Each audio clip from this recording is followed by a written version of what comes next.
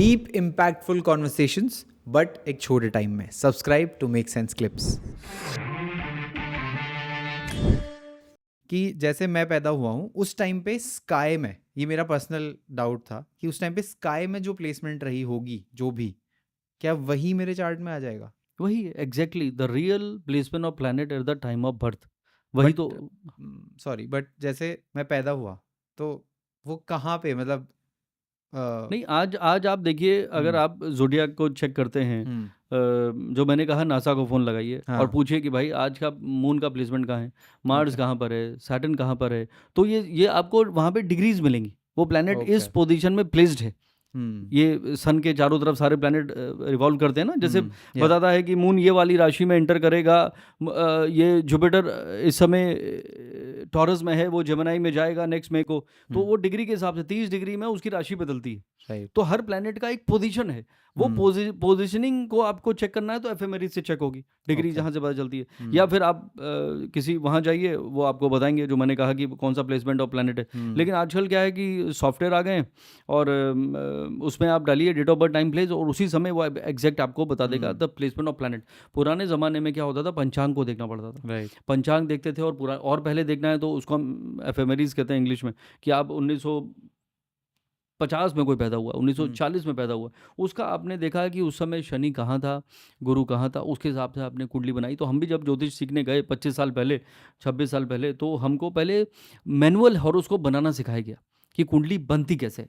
वो कैलकुलेशन के हिसाब से पहले हमें कुंडली बनानी सिखाई गई। अब तो वो टाइम नहीं लगता। पर पूरा पहले आप जाते थे, हिमांशु तो एस्ट्रोलॉजर कहते थे, आज से 25 साल पहले कंप्यूटर नहीं थे, कहते थे कि ऐसा करिए अगले हफ्ते आएगा। तो वो क्या करेगा, एक हफ्ते में आपकी कुंडली बना के बैठेगा, क्योंकि टाइम लगता था। मैनुअल, उसमें इंटरवेंशन है, एक भी गलती हो गई तो फिर आप कहीं के नहीं रहे। अब क्या होगा, अब मुझे आप 3 सेकंड दीजिए, खाली 3 सेकंड बाद आई विल स्टार्ट टॉकिंग। क्योंकि जैसे ही मैंने date of birth, time, place डाला, सामने सॉफ्टवेयर ने आपकी प्लेसमेंट प्रेडिक्शन नहीं करी, प्लेसमेंट ऑफ प्लैनेट दिखा दिया। मुझे खाली चार्ट दिखा दीजिए, खाली वहाँ बना के दिखा दीजिए कि भैया ये है मेरी कुंडली और ये है मेरे planet, then I will okay, stop, I will start talking. 2 घंटे तक मैं बोलता रहूँगा आपके बारे में। This is how the astrology is all about. Okay. तो अगर ट्विंस का फिर सिमिलर हो सकता है क्या, एकदम एग्जैक्ट ट्विन्स की सिमिलर? कुंडली सेम हो सकती है, लेकिन ओके, उनका बहुत सारी चीज़ें हैं, हाथ की लाइनें अलग हैं, उनका प्रारब्ध अलग है। फिर एक षष्ठी आमशा बोलते हैं, D60, 160th of the horoscope, वहाँ से उनका उनका फ़र्क पड़ता है और पता चलता है। और एक और चीज़ है कि थर्ड हाउस होता है हमारे छोटे भाई बहनों का, तो उससे पता चलेगा कि ये बच्चा अगर आपसे पहले पैदा हुआ है, ट्विन में से एक छोटा होगा एक बड़ा होगा, एक साथ तो पैदा नहीं होंगे दोनों, कुछ मिनट का जो भी फ़र्क होगा।